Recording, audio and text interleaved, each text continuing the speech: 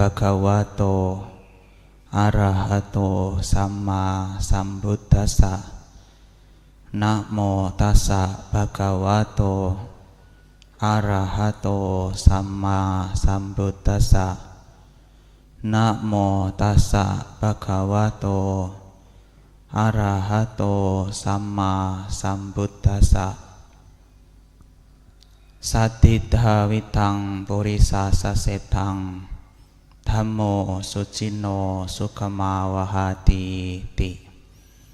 Di dunia ini harta yang paling berharga adalah keyakinan, saddha. Dhamma yang dipraktikkan dengan baik membawa kebahagiaan.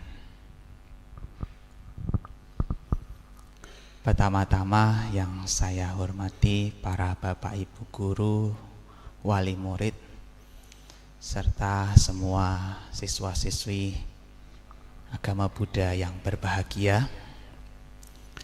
Selamat pagi semuanya. Sotihontu Namo Buddhaya.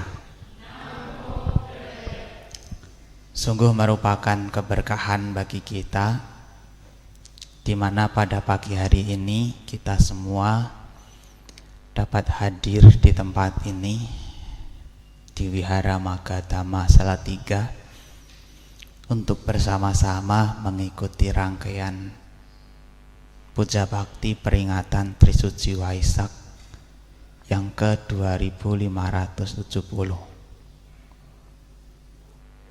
di tahun 2026.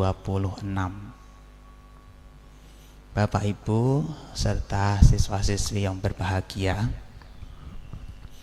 tentu ini adalah hal yang baik bagi kita setiap tahun untuk melakukan satu upacara peringatan Trisuci Waisak, yang mana ini akan mengingatkan kembali pada perjalanan Guru Agung Sang Buddha. Waisak memperingati 3 peristiwa penting yang terjadi pada kehidupan Guru Agung Sang Buddha, yakni kelahiran Pangeran Siddhartha, pencapaian pencerahan sempurna, dan parinibbana Sang Buddha. 3 peristiwa itu terjadi di bulan yang sama, yakni bulan Wisaka di bulan Purnama, meskipun dengan tahun yang berbeda. Oleh sebab itu, karena 3 peristiwa itu terjadi di bulan yang sama, juga merupakan momen penting bagi kehidupan Guru Agung Sang Buddha, maka kita memperingati Trisuci Waisak. Tri itu artinya 3, suci itu artinya bersih, mulia, Waisak atau Wisaka, bulan Wisaka. Bapak Ibu serta siswa-siswi yang berbahagia, namun Waisak bukan hanya sekadar perayaan, bukan hanya sekadar seremonial yang dirayakan oleh umat Buddha.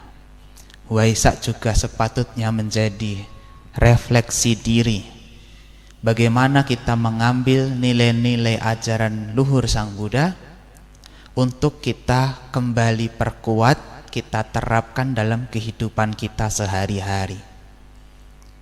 Ajaran Buddha bukan hanya sekadar filosofi, tapi adalah jalan hidup. Oleh sebab itu, ajaran Buddha sepatutnya dijadikan sebagai pegangan dalam kehidupan kita sehari-hari.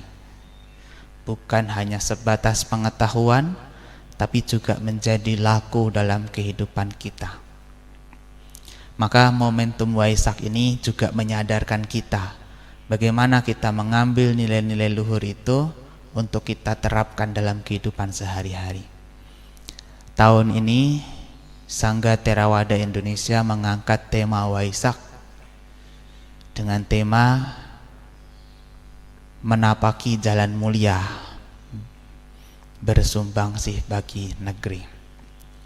Bagaimana jalan mulia yang berpegang pada ajaran-ajaran luhur ini dapat kita praktikkan dalam kehidupan kita, yang membangun keluhuran batin kita serta bisa memberikan dampak positif bagi negara kita, bagi lingkungan sekitar kita.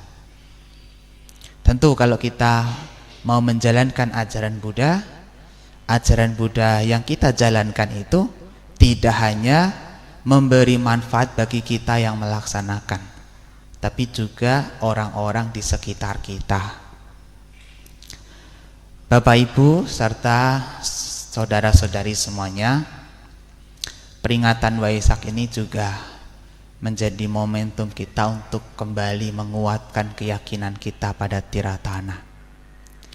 Keyakinan pada Buddha, Dhamma, dan Sangha adalah keyakinan yang sangat mulia, yang sangat berharga. Di dalam khotbah Sang Buddha pernah suatu ketika ditanya, Kingsu dawitang purisasa setang, kingsu sucino sukamawahati. Di dunia ini apa yang paling berharga di antara manusia? Dan apa yang bila dijalankan membawa kebahagiaan? Sang Buddha kemudian menjawab, Sadhita witang purisasa setang, dhammo sucino sukamawahati. Di dunia ini saddha atau keyakinan adalah harta yang paling berharga, dan dhamma yang dipraktikkan dengan baik akan membawa kebahagiaan. Saddha atau keyakinan ini patut untuk senantiasa kita perkuat, kita tegakkan, karena dunia tidak selalu berjalan seperti keinginan kita.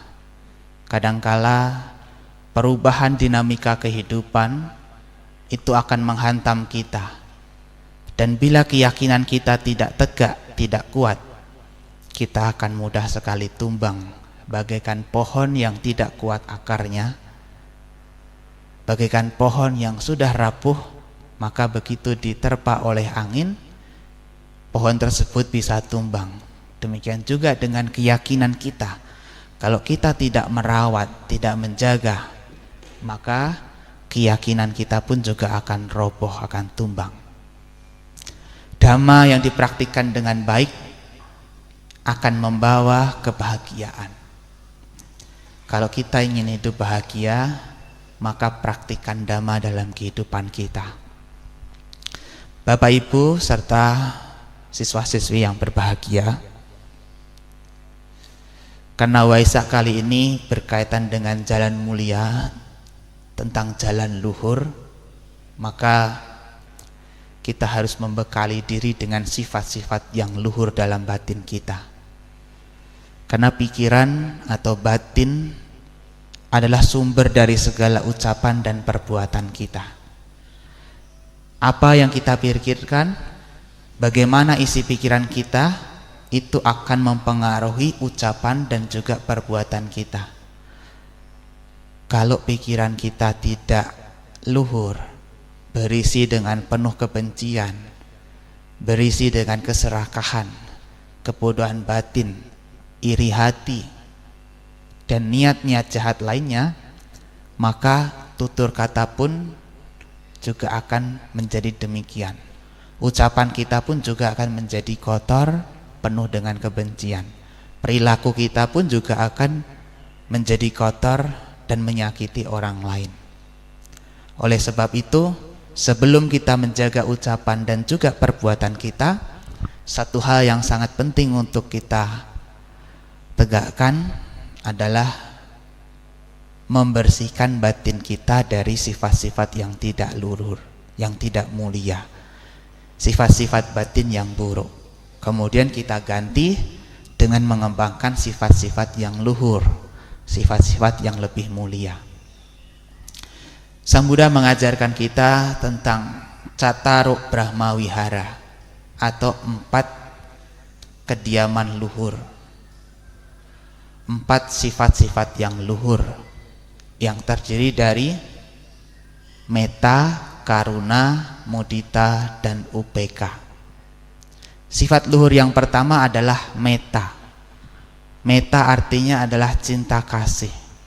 kita memiliki pengharapan baik yang mengharapkan atau mendoakan orang lain berbahagia. Metta atau cinta kasih ini adalah kualitas luhur, kualitas yang mulia, yang sifatnya tidak pilih kasih. Metta itu artinya cinta kasih yang tidak pilih kasih. Kalau cinta hanya kita berikan pada seseorang, sekelompok orang, itu masih pilih kasih. Tapi kalau cinta yang kita berikan kepada semua makhluk, mengharapkan kebahagiaan semua makhluk, tidak peduli siapa mereka, tidak peduli latar belakang mereka, tidak peduli seperti apa perbuatan mereka kepada kita, itulah yang disebut sebagai metta, cinta kasih yang universal. Cinta kasih ini adalah pengharapan baik yang kita pancarkan kepada semua makhluk, tidak pilih-pilih. Tidak hanya kita pancarkan kepada orang yang baik kepada kita, tapi juga kita pancarkan kepada mereka yang bahkan memusuhi kita, menjahati kita, melukai kita. Semuanya kita doakan semoga semuanya hidup bahagia. Ini adalah metta, cinta kasih yang universal, cinta kasih yang tidak pilih kasih. Kenapa ajaran ini sangat penting untuk kita praktikkan di tengah-tengah kehidupan yang begitu banyak bertebaran kebencian, niat jahat, provokasi, pertikaian, peperangan. Maka kita patut mengembangkan cinta kasih ini supaya kita tidak ikut-ikutan dikuasai oleh sifat buruk yang ada di luar. Jangan biarkan sikap buruk orang lain kepada kita mengubah kita bersikap buruk pula kepada orang lain. Jangan hanya karena orang lain melukai kita, menyakiti kita, menjahati kita, lalu kita bersikap jahat kepada mereka. Meskipun dalam hidup ini tentu kita tidak selamanya akan mendapatkan perlakuan baik dari orang lain. Kadangkala kita akan mendapatkan perlakuan buruk juga dari orang lain. Jadi, meskipun kita mendapatkan perlakuan yang tidak baik, cinta kasih ini tetap harus kita pancarkan. Jangan biarkan, jangan izinkan rasa kecewa kita, rasa sakit hati kita, kesedihan kita mengubah diri kita bersikap buruk pula kepada orang lain. Cinta kasih harus tetap kita pancarkan. Kita doakan semoga semuanya berbahagia. Karena toh pada dasarnya orang yang bersikap jahat kepada kita pun mereka juga ingin bahagia. Mereka tidak ingin menderita. Maka kita yang juga sama-sama ingin hidup bahagia sepatutnya tidak menciptakan penderitaan bagi orang lain, tapi senantiasa mengembangkan sifat luhur yang mengharapkan orang lain berbahagia. Jadi ini yang pertama, harus kita pancarkan cinta kasih kepada semua orang. Kan kita agama Buddha seringkali kita menggunakan kalimat metta. Sabe sata bawantu sukitata, semoga semua makhluk hidup berbahagia. Jangan jadikan kalimat ini sebagai slogan belaka. Jangan hanya bangga menjadi umat Buddha yang memiliki ajaran penuh kasih, cinta kasih yang universal, tapi juga jadikan cinta kasih ini sebagai laku dalam kehidupan kita. Setiap tutur kata yang kita ucapkan kepada orang lain jangan sampai menyakiti hati orang lain. Setiap perilaku perbuatan yang kita lakukan kepada orang lain jangan sampai menyakiti dan melukai orang lain. Semua orang pada dasarnya ingin hidup bahagia, damai. Maka dari itu kita juga sepatutnya mengkondisikan supaya kita semua sama-sama bisa hidup bahagia. Tidak saling melukai, tidak saling menyakiti, tidak saling membenci, tidak saling menjahati. Di dalam Karania Metta Sutta disampaikan, jangan karena marah dan benci mengharap yang lain celaka. Jangan hanya karena kita dikuasai oleh kebencian, kemarahan, lantas kita mengharapkan orang lain celaka. Jangan biarkan batin kita dikuasai oleh kebencian. Meskipun mungkin ya dalam hidup ini ada orang yang tidak suka kepada kita, ada orang yang mungkin membenci kita. Tapi jangan biarkan ketidaksukaan orang lain, kebencian orang lain membuat diri kita ikut-ikutan membenci mereka. Nasihat dari Sang Buddha, nahi werena werani samantida kuda canang awerena casamanti esa dhammo sanantano. Kebencian tidak akan pernah berakhir bila dibalas dengan kebencian, tapi kebencian baru akan berakhir bila dibalas dengan cinta kasih, dengan tanpa membenci. Meskipun ada orang lain yang membenci kita, tidak menyukai kita, menjahati kita, jangan sampai kita menyimpan kebencian kepada mereka. Di dalam pepatah Jawa ada satu pepatah yang sangat terkenal. Suro diro joyo nengkrat lebur dening pangastuti. Segala sifat yang keras, perbuatan yang kasar akan luluh, akan luntur dengan kelembutan hati, dengan kasih sayang, dengan cinta kasih. Segala kejahatan, segala kekasaran yang diperbuat orang lain kepada kita, pada akhirnya akan luluh kalau kita memiliki hati yang lembut, kalau kita memiliki cinta kasih. Jadi jangan balas kebencian orang lain dengan kebencian yang sama, karena itu justru akan membuat diri kita semakin menderita. Di dalam Dhamma itu diumpamakan seperti seseorang yang menggenggam bara api di tangannya, berniat untuk mencelakai orang lain. Sebelum bara api tersebut dilemparkan kepada orang yang dibenci, kepada orang yang tidak disukai, bara api tersebut sudah lebih dulu melukai dan menyakiti orang yang menggenggamnya. Sama, kebencian kita yang kita miliki, yang ingin kita luapkan kepada orang yang tidak kita sukai, sebelum kebencian itu melukai orang lain, kebencian kita sudah lebih dulu melukai dan menyakiti diri kita sendiri. Kalau kita menyimpan kebencian, maka yang paling tersakiti dari adanya kebencian bukanlah orang yang dibenci, tapi adalah orang yang membenci itu sendiri. Maka jangan biarkan hati kita, batin kita dikuasai oleh kebencian yang membuat diri kita sakit, membuat diri kita terluka. Bapak Ibu serta siswa-siswi yang berbahagia, sifat luhur yang kedua adalah karuna, kasih sayang. Karuna artinya adalah welas asih. Para duke sati sadunang hada yang kampanang kampatiti karuna. Batin yang tergetar melihat penderitaan orang lain, itu adalah karuna. Kalau kita melihat ada saudara kita yang menderita, ada saudara kita yang kesusahan, ada teman kawan kita yang sedang tertimpa masalah, tertimpa musibah, lalu batin kita tergerak untuk menolong, untuk membantu saudara-saudara kita yang sedang sengsara, itulah yang disebut sebagai karuna, welas asih.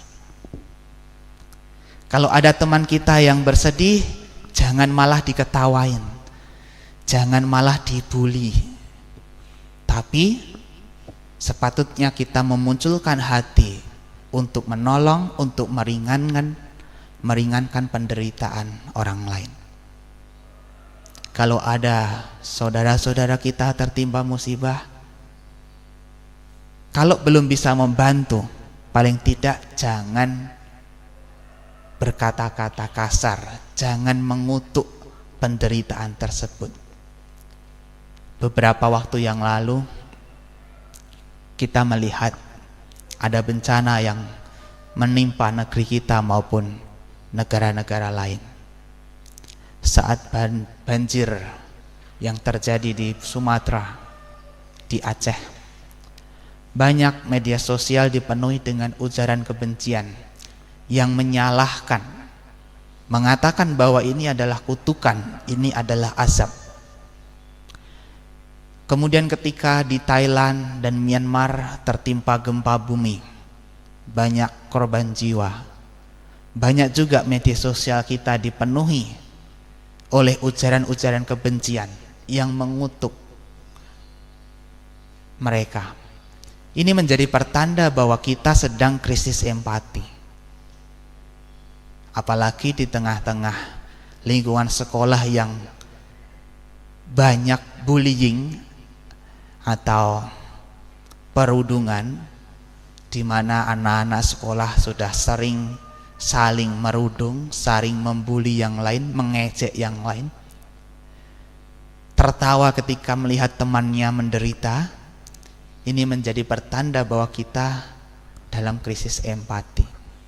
Maka dari itu karuna ini harus kita munculkan, supaya kalau ada teman kita, saudara kita menderita, kita tidak lantas bersukacita atas penderitaan itu. Kita memunculkan satu sikap untuk menolong, meringankan penderitaan mereka. Kalau ada saudara kita lapar, kita bantu yang bisa kita bantu.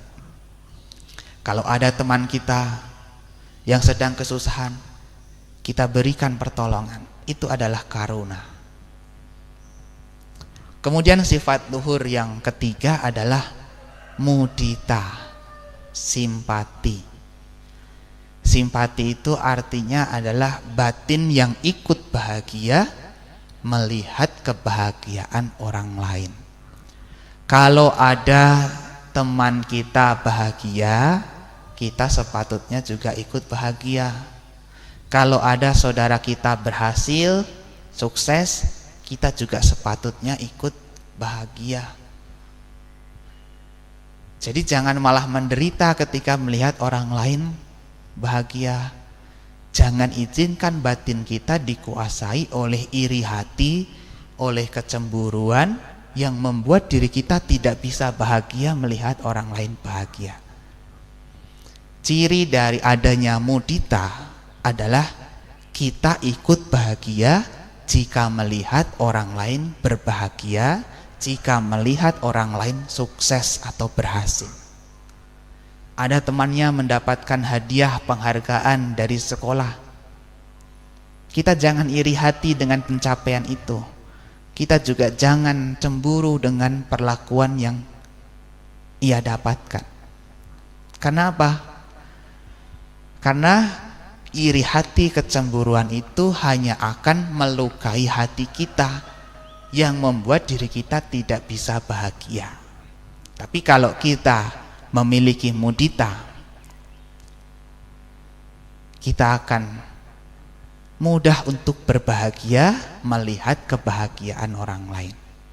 Apapun alasannya, kalau orang lain bahagia, belajarlah untuk ikut bahagia. Belajar ikut bahagia melihat kebahagiaan orang lain. Ini adalah mudita. Kemudian yang keempat, sifat luhur yang keempat adalah UPK, keseimbangan batin. Keseimbangan batin yang dimaksud adalah sikap batin yang tidak mudah diombang-ambing oleh keadaan. Dalam hidup ini kita pasti akan berjumpa dengan lika-liku kehidupan, karena setiap orang memiliki jalan hidupnya masing-masing, dan perjalanan hidup masing-masing orang tidak selalu lurus dan mulus. Kadangkala kita akan berjumpa dengan masalah, kadangkala pula kita akan berjumpa dengan berbagai rintangan. Hidup ini seperti perjalanan panjang, di mana dalam perjalanannya kita akan melewati jalan yang berlubang, jalan yang berbelok-belok, jalan yang berliku-liku. Di balik lika-liku kehidupan yang kita jalani, terkadang kita harus menanggung luka-luka kehidupan. Tapi kita juga harus memahami bahwa ini adalah bagian dari kenyataan hidup yang tidak bisa kita hindari dalam hidup. Sang Buddha mengatakan ada 8 kondisi kehidupan. Atta loka dhamma, laba alaba, yasa ayasa, pasang saninda, suka duka. Untung rugi atau berhasil dan gagal, itu adalah hal yang alami yang setiap orang pasti akan hadapi. Tidak selamanya kita akan beruntung terus, tidak selamanya kita akan berhasil terus. Kadangkala pula kita juga akan menghadapi kegagalan. Karena terkadang dunia tidak selalu memberi apa yang kita harapkan, apa yang kita inginkan. Terkadang kita harus siap dengan segala kegagalan yang harus kita terima. Maka dari itu, di setiap keinginan yang kita inginkan, sisakan sedikit ruang ikhlas untuk menerima. Kalau seandainya harapan keinginan kita tidak terwujud, setidaknya masih ada ruang ikhlas yang tersisa untuk menerima kenyataan itu. Jadi berhasil dan gagal dalam hidup ini adalah hal yang wajar. Jangan biarkan perubahan dunia mengguncang kehidupan kita.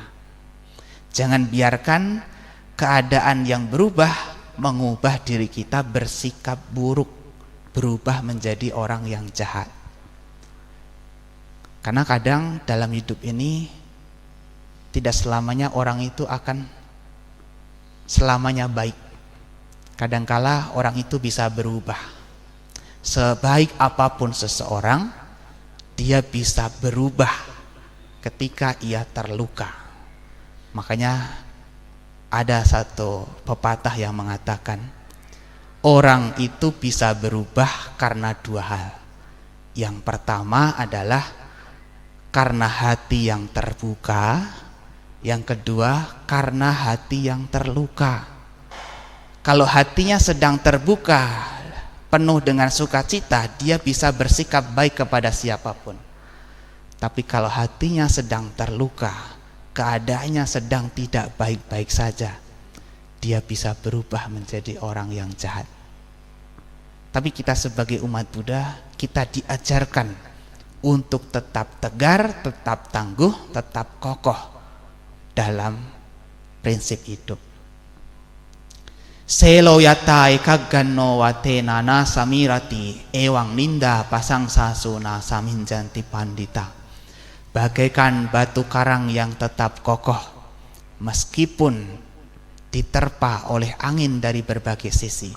Demikian juga orang yang bijaksana tidak akan goyah oleh pujian maupun cacian, tidak akan goyah oleh perubahan kehidupan. Karena fakta dalam kehidupan kita, tidak selamanya kita akan berhasil, kadang juga kita akan gagal. Tidak selamanya kita akan dikenal, kadang pula kita akan hancur. Tidak selamanya kita akan dipuji, ada kalanya juga kita akan dicaci. Tidak selamanya kita akan bahagia, penuh dengan sukacita. Tapi ada kalanya juga kita harus menderita dan penuh dengan luka. Dan ini adalah keadaan hidup yang setiap orang pasti akan menghadapinya. Tidak peduli siapa kita, tidak peduli latar belakang kita, kita semua akan dihadapkan dengan 8 kondisi kehidupan ini. Maka kita butuh yang namanya keseimbangan batin, supaya batin kita tetap tenang sekalipun keadaan di luar itu sangat mungkin mengguncangkan batin kita. Jangan biarkan batin kita ikut goyah karena keadaan di luar sedang tidak baik-baik saja. Ini pentingnya yang namanya UPK. Dan UPK ini akan menjadi nyata, akan menjadi kuat kalau kita memiliki pemahaman pada hukum karma. Karena dalam agama Buddha kita percaya pada hukum karma. Sabe sata kama saka kama dayada kama yoni kama bandu kama patisarana. Setiap makhluk adalah pemilik dari karmanya masing-masing. Setiap makhluk adalah pewaris dari karmanya masing-masing. Setiap makhluk terlahir karena karmanya masing-masing. Setiap makhluk berkerabat karena karmanya masing-masing. Dan setiap makhluk terlindungi karena karmanya masing-masing. Artinya kita semua adalah pemilik, pewaris dari karma kita masing-masing. Secinta, sesayang apapun kita pada seseorang, pada anak kita, pada pasangan hidup, pada teman, pada akhirnya kita harus menyadari bahwa masing-masing dari kita juga memiliki karmanya masing-masing. Meskipun Bapak Ibu sangat sayang kepada kalian, sangat cinta kepada kalian karena kalian adalah siswa-siswanya, tapi Bapak Ibu, guru atau orang tua kalian itu juga akan menyadari bahwa kalian adalah pemilik dari karmanya masing-masing. Apapun yang kalian dapatkan dalam hidup ini adalah bagian dari karma kalian sendiri. Meskipun Bapak Ibu guru sangat mencintai, sangat menyayangi, ya pada akhirnya semua bergantung pada karmanya masing-masing. Demikian juga dengan kita. Kita juga harus menyadari bahwa setiap perbuatan dan ucapan kita itu akan menjadi karma kita masing-masing. Maka kita harus lebih berhati-hati dalam berucap ataupun berperilaku. Karena pada akhirnya semua akan kembali lagi pada diri kita sebagai pelaku. Sang Buddha mengatakan, yadi sang wapate bijang, tadi sang harate palang, kalyana kari kalyanang, papakari capapakang. Sebagaimana benih yang ditabur, demikian pula buah yang akan dipetiknya. Pelaku kebaikan mendapatkan kebaikan pula, pelaku keburukan mendapatkan keburukan pula. Apapun yang kita terima saat ini tidak terlepas dari karma kita masing-masing. Jangan bandingkan diri kita dengan kehidupan orang lain. Terkadang kalau kita membandingkan hidup kita dengan orang lain, kehidupan begitu terasa sangat tidak adil. Kenapa ya ada orang yang begitu selalu tampak ceria dan bahagia, perjalanan hidupnya terlihat lancar dan mulus seperti tidak ada rintangan, pengen apa-apa dapat segera terwujud, punya orang tua yang juga bisa memberikan segalanya. Kalau kita selalu membandingkan diri kita dengan kehidupan orang lain, kita akan merasa bahwa kehidupan tidak adil. Tapi justru karena kehidupan sangat adil, maka kita memiliki perbedaan-perbedaan. Karena masing-masing dari kita membawa karma kita masing-masing, memetik karma atau perbuatan dari kita masing-masing. Di kehidupan lampau, sebelum kita terlahir sebagai manusia ini, kita pernah lahir di alam sebelumnya. Dan setiap perbuatan-perbuatan itulah yang akan kembali pada diri kita saat ini. Segala kemudahan serta kekurangan yang kita dapatkan saat ini tidak terlepas dari perbuatan kita masing-masing.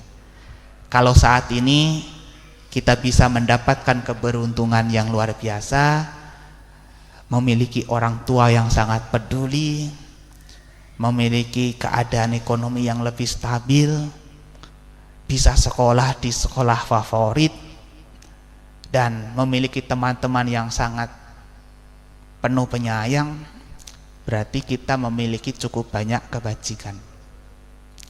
Lalu kalau kita menyadari bahwa kehidupan kita masih banyak kekurangan, mungkin sikap orang lain kepada kita tidak selalu menyenangkan, atau kita merasa bahwa ada yang kurang dalam hidup kita, berarti memang karma baik yang kita perbuat di kehidupan lampau belum begitu banyak. Jadi apa solusinya? Apapun yang kita dapatkan dalam hidup itu adalah bagian dari karma kita masing-masing. Kita tidak bisa iri, tidak bisa cemburu dengan perolehan atau kehidupan orang lain. Karena orang lain pun bisa seperti itu juga karena perbuatannya sendiri-sendiri. Demikian juga dengan kita. Maka kita harus menanam banyak kebajikan supaya hidup kita banyak kemudahan, banyak kebahagiaan. Ya, jadi itu.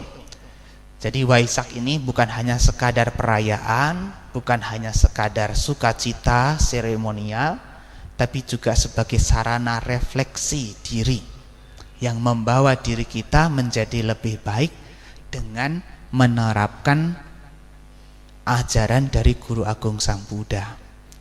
Setiap bertambah tahun, berganti tahun Waisak, jangan hanya kita tetap menjadi seperti ini, tapi berubahlah menjadi lebih baik daripada sebelumnya.